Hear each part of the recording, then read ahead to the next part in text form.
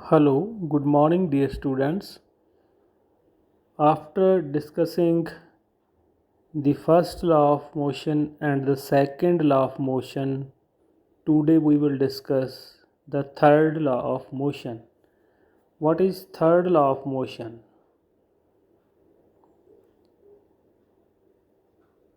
The third law of motion states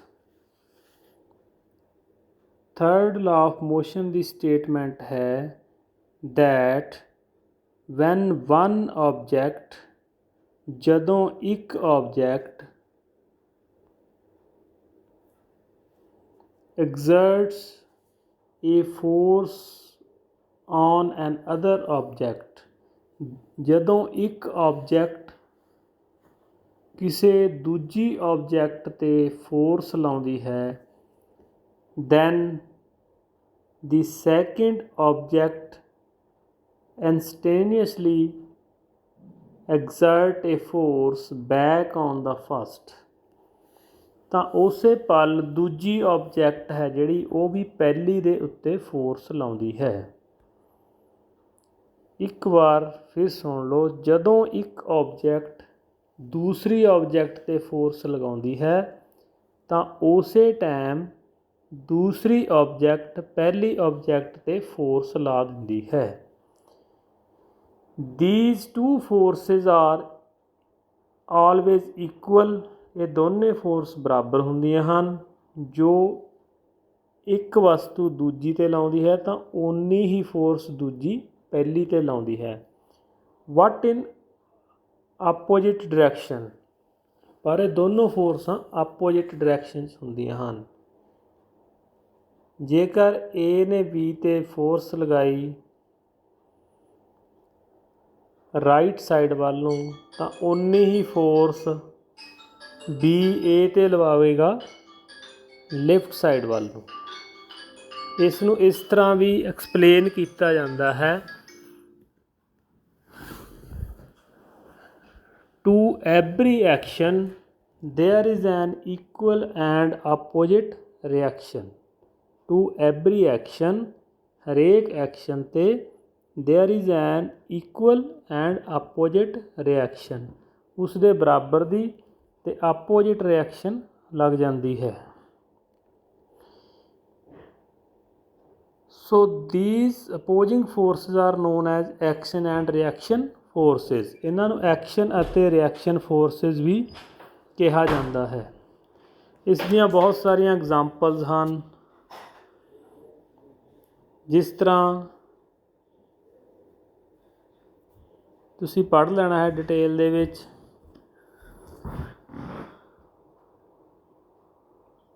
ਇੱਕ B scale ਹੈ ਅਤੇ ਇੱਕ ਏ ਸਕੇਲ ਹੈ, ਦੋਨਾਂ ਨੂੰ ਅਸੀਂ ਅਟੈਚ ਕਰ ਲਿਆ। ਜਦੋਂ ਅਸੀਂ ਏ ਸਕੇਲ ਦੇ ਨਾਲ ਬੀ ਨੂੰ ਬਾਹਰ ਵੱਲ ਫੋਰਸ ਲਾਵਾਂਗੇ, ਆਊਟਵਰਡ ਫੋਰਸ ਲਾਵਾਂਗੇ, ਤਾਂ ਓਨੀ ਹੀ ਫੋਰਸ ਬੀ ਆ ਜਿਹੜੀ ਏ 'ਤੇ ਲਾਊਗੀ, ਏ ਨੂੰ ਆਪਣੇ ਵੱਲ ਖਿੱਚਣ ਦੀ ਕੋਸ਼ਿਸ਼ ਕਰੇਗੀ। ਦੋਨਾਂ ਦੇ ਉੱਤੇ ਰੀਡਿੰਗ ਸੇਮ ਹੋਵੇਗੀ। ਸਪਰਿੰਗ ਬੈਲੈਂਸ ਨੇ ਏ ਅਤੇ ਬੀ, ਜਿੰਨੀ ਰੀਡਿੰਗ ਏ 'ਤੇ ਹੋਊਗੀ ਓਨੀ ਉਹ ਬੀ 'ਤੇ ਹੋਏਗੀ। ਜਿੰਨੀ ਫੋਰਸ ਨਾਲ ਅਸੀਂ ਏ ਦੇ ਨਾਲ ਬੀ ਨੂੰ ਖਿੱਚਾਂਗੇ ਉਨੀ ਫੋਰਸ ਦੇ ਨਾਲ ਹੀ ਬੀ ਏ ਨੂੰ ਆਪਣੇ ਵੱਲ ਅੰਦਰ ਨੂੰ ਖਿੱਚੇਗਾ।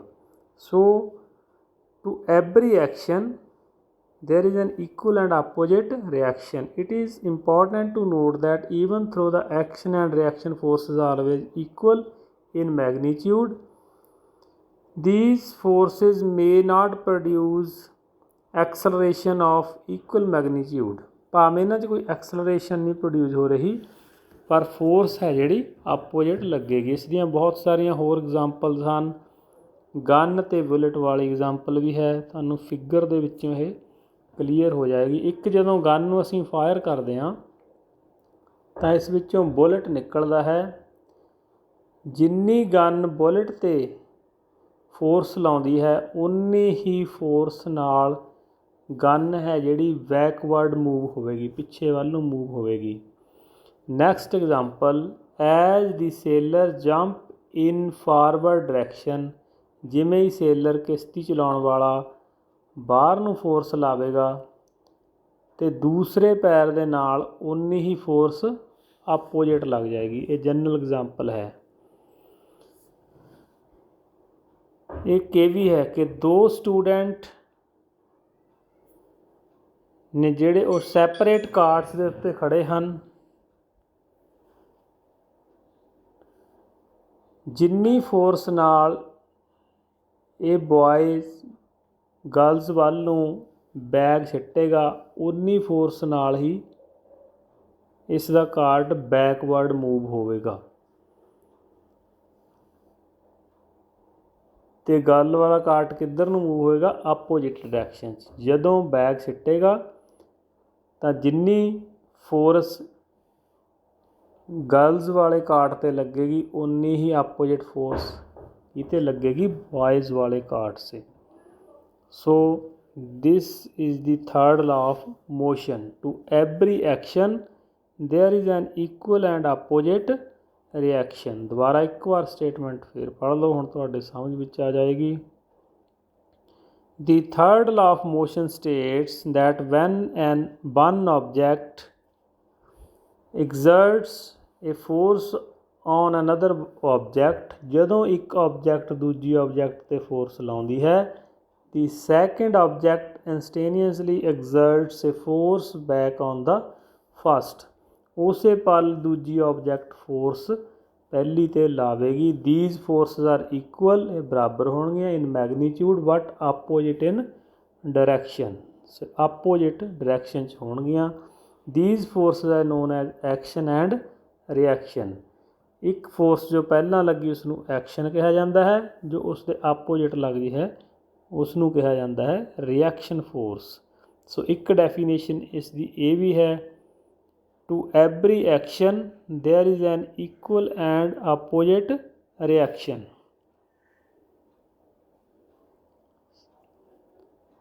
Statement of third law of motion ਕੀ ਹੈ? To every action there is an equal and opposite reaction. The action and reaction always act on different objects. ਇਹ different objects ਤੇ ਲੱਗਣਗੀਆਂ। ਜੇ A B ਤੇ ਲਾਏਗੀ ਤਾਂ B A ਤੇ ਲਾਏਗੀ। So this was the third law of motion. So next topic is conservation of momentum. Law of conservation of momentum. Law of conservation of momentum ਕੀ ਹੈ? Total momentum remains the same. Total momentum ਹੈ ਜਿਹੜੀ ਉਹ same ਰਹਿੰਦੀ ਹੈ before ਔਰ after ਦਾ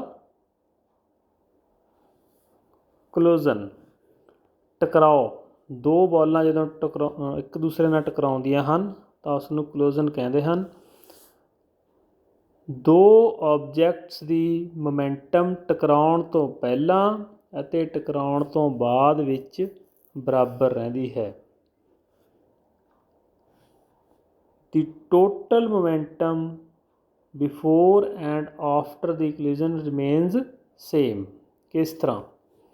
ਜਿਸ ਤਰ੍ਹਾਂ ਇੱਕ ਆਬਜੈਕਟ ਹੈ A, ਇੱਕ ਬॉल ਹੈ B, ਇੱਕ ਬॉल A ਹੈ, ਇੱਕ ਬॉल B ਹੈ। ਇਸ ਦਾ ਮਾਸ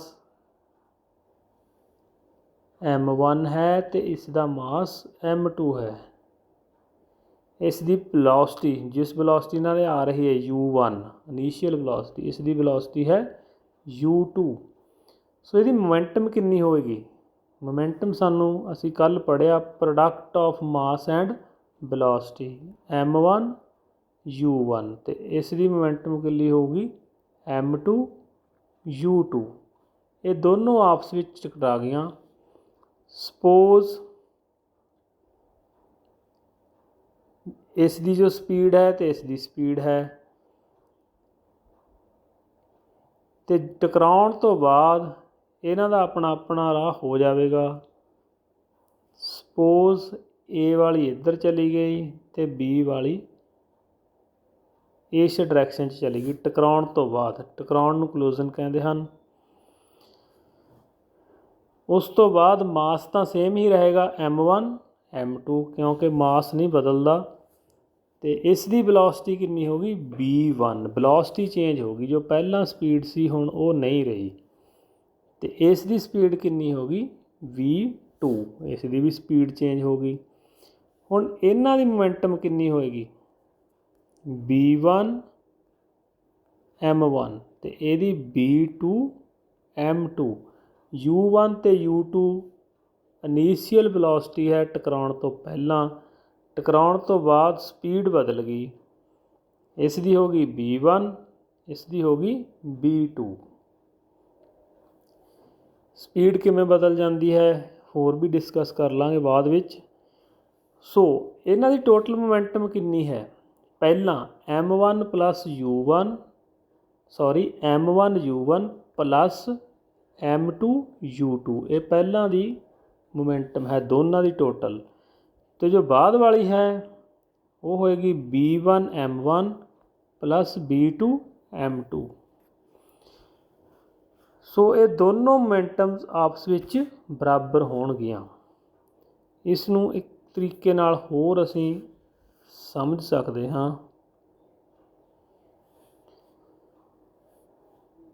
ਇੱਕ ਬਾਲ ਜਾ ਰਹੀ ਹੈ,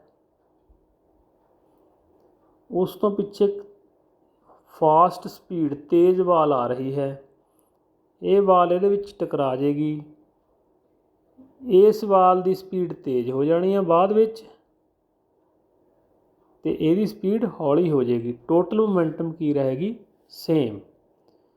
ਸੋ law of conservation of momentum ਕੀ ਹੈ, ਟੋਟਲ ਮੋਮੈਂਟਮ ਹੈ ਜਿਹੜੀ ਬਿਫੋਰ ਅਤੇ ਆਫਟਰ ਕੋਲਿਜ਼ਨ ਉਹ ਕੀ ਰਹਿੰਦੀ ਹੈ ਸੇਮ ਰਹਿੰਦੀ ਹੈ। ਲਓ ਜੀ, ਅਸੀਂ m1 u1 ਐਗਜ਼ਾਮਪਲ ਲਈ ਸੀ, ਇੱਥੇ ma ਨਾਲ ਲਈ ਹੋਈ ਆ। A body the mass ma ਹੈ, B ਦਾ mb ਹੈ, ਅਤੇ ਉਹਦੀ ਸਪੀਡ u ਹੈ, ਅਤੇ ਦੂਸਰੀ ਦੀ ub ਹੈ ਪਹਿਲਾਂ ਵਾਲੀ। ਬਾਅਦ ਵਿੱਚ ਪਹਿਲੀ ਦੀ va ਹੋ ਜਾਵੇਗੀ, ਚੇਂਜ ਹੋ ਜਾਏਗੀ, ਅਤੇ ਦੂਸਰੇ ਦੀ vv ਹੋ ਜਾਏਗੀ। ਪਹਿਲੀ momentum maua plus mbub equal to the momentum after collision. ਜੋ ਦੋਨਾਂ ਦੀ ਮੋਮੈਂਟਮ ਹੋਵੇਗੀ ਉਹਨਾਂ ਦੇ ਬਰਾਬਰ ਹੋਵੇਗੀ। So as a result the sum of momentum of two objects before collision, collision ਤੋਂ ਪਹਿਲਾਂ ਵਾਲੀ ਮੋਮੈਂਟਮ ਦਾ ਜੋੜ is equal to the sum of momentum after the collision provided there are no external unbalanced force acting on them। Condition ਹੈ ਇਹ ਹੈ ਕਿ ਬਾਹਰੋਂ force ਹੋਰ ਨਹੀਂ ਲਾਉਣੀ ਕਿ ਇੱਕ ਨੂੰ ਅਸੀਂ ਫੋਰਸ ਲਾ ਕੇ ਤੇਜ਼ ਜਾਂ ਹੌਲੀ ਕਰ ਦਈਏ। This is known as the law of conservation of momentum. The statement can alternatively ਵੀ ਐਜ਼ ਗਿਵਨ ਐਜ਼, ਇਸ ਤਰ੍ਹਾਂ ਵੀ ਸਟੇਟਮੈਂਟ ਦਿੱਤੀ ਜਾ ਸਕਦੀ ਹੈ। The total momentum of two objects is unchanged, ਦੋ ਆਬਜੈਕਟਸ ਦੀ ਮੋਮੈਂਟਮ ਅਨਚੇਂਜਡ ਰਹਿੰਦੀ ਹੈ ਔਰ ਕੰਜ਼ਰਵ ਰਹਿੰਦੀ ਹੈ, ਟੋਟਲ ਸੇਮ ਰਹਿੰਦਾ ਹੈ ਬਾਏ ਅ ਕੋਲਿਜ਼ਨ ਦੇ ਦੌਰਾਨ। ਸੋ ਇਹ ਸੀ second law of conservation of momentum. So ਇੱਥੇ ਇੱਕ ਜੋ ਥਰਡ ਲਾ ਅਸੀਂ ਪੜ੍ਹਿਆ ਹੈ, to every action there is an equal and opposite reaction. ਇਸ ਦੀਆਂ ਕੁਛ ਐਗਜ਼ਾਮਪਲਾਂ ਇਸ ਤਰ੍ਹਾਂ ਵੀ ਹਨ। ਇੱਕ ਬਲੂਨ ਹੈ, ਉਸ ਵਿੱਚ ਅਸੀਂ ਏਅਰ ਫਿਲ ਕਰ ਦਈਏ ਅਤੇ ਹੁਣ ਏਅਰ ਨੂੰ ਅਸੀਂ ਇੱਕਦਮ ਓਪਨ ਕਰਤਾ। ਏਅਰ ਦੀ ਡਾਇਰੈਕਸ਼ਨ ਇਸ ਸਾਈਡ ਹੈ ਅਤੇ ਬਲੂਨ ਕਿੱਧਰ ਨੂੰ ਮੂਵ ਕਰੇਗਾ ਆਪੋਜਿਟ ਡਾਇਰੈਕਸ਼ਨ ਦੇ ਵਿੱਚ ਮੂਵ ਕਰੇਗਾ। ਇੱਕ ਐਗਜ਼ਾਮਪਲ ਇਹ ਵੀ ਦਿੱਤੀ ਹੈ, ਤੁਸੀਂ ਪੜ੍ਹ ਲੈਣਾ ਬੇਟੇ ਧਿਆਨ ਦੇ ਨਾਲ। ਸੋ ਹੋਪ ਤੁਹਾਨੂੰ ਇਹ ਕਲੀਅਰ ਹੋ ਗਿਆ ਹੋਵੇਗਾ। ਇਸ ਦੇ ਸੰਬੰਧ ਵਿੱਚ ਹੀ ਨੁਮੈਰੀਕਲ ਹਨ ਜੋ ਤੁਹਾਨੂੰ ਸਮਝਾ ਦਿੱਤੇ ਜਾਣਗੇ। ਤੁਸੀਂ ਟਰਾਈ ਕਰਨਾ ਇਹਨੂੰ ਸਮਝਣ ਦੀ ਨੁਮੈਰੀਕਲਜ਼ ਨੂੰ। ਇਹ ਸਾਰੇ ਮੋਮੈਂਟਮ ਦੇ ਨੂਮੈਰੀਕਲ ਹਨ। ਅਤੇ ਇਸ ਦੇ ਨਾਲ ਹੀ ਚੈਪਟਰ ਹੈ ਜਿਹੜਾ ਉਹ ਓਵਰ ਹੋ ਜਾਂਦਾ ਹੈ। ਅਤੇ ਅੱਜ ਰਿਟਨ ਕੁਐਸਚਨ ਦਿੱਤੇ ਗਏ ਹਨ ਅਤੇ ਨਾਲ ਹੀ ਚੈਪਟਰ ਓਵਰ ਹੈ। ਹੁਣ ਅਸੀਂ ਸਾਡੇ 6 ਚੈਪਟਰ ਨੇ ਜਿਹੜੇ ਉਹ ਹੋ ਚੁੱਕੇ ਹਨ ਅਤੇ 12 ਦਿਨ ਤੁਹਾਡੇ ਐਗਜ਼ਾਮ ਦੇ ਵਿੱਚ ਬਰਾਬਰ ਹਨ ਅਤੇ ਤੁਸੀਂ ਹਰ ਰੋਜ਼ ਹਾਫ ਚੈਪਟਰ ਕਰਕੇ ਵੀ ਰਿਵਾਈਜ਼ ਕਰ ਸਕਦੇ ਹੋ ਅਤੇ ਹਰ ਰੋਜ਼ ਇੱਕ ਚੈਪਟਰ ਕਰਕੇ 2 ਵਾਰ ਵੀ ਰਿਵੀਜ਼ਨ ਹੋ ਸਕਦੀ ਹੈ। ਤੁਸੀਂ ਆਪਣਾ ਇਹ ਪ੍ਰੋਗਰਾਮ ਬਣਾਉਣਾ ਹੈ ਕਿ ਕਿਸ ਤਰ੍ਹਾਂ ਰਿਵੀਜ਼ਨ ਕਰਨੀ ਹੈ ਅਤੇ ਨਾਲ ਦੀ ਨਾਲ ਮੈਂ ਵੀ ਤੁਹਾਨੂੰ ਹਰ ਰੋਜ਼ ਇੱਕ ਚੈਪਟਰ ਰਿਵਾਈਜ਼ ਕਰਾਉਣ ਦੀ ਕੋਸ਼ਿਸ਼ ਕਰਾਂਗਾ। ਓਕੇ ਬੇਟੇ, thank you, have a nice day.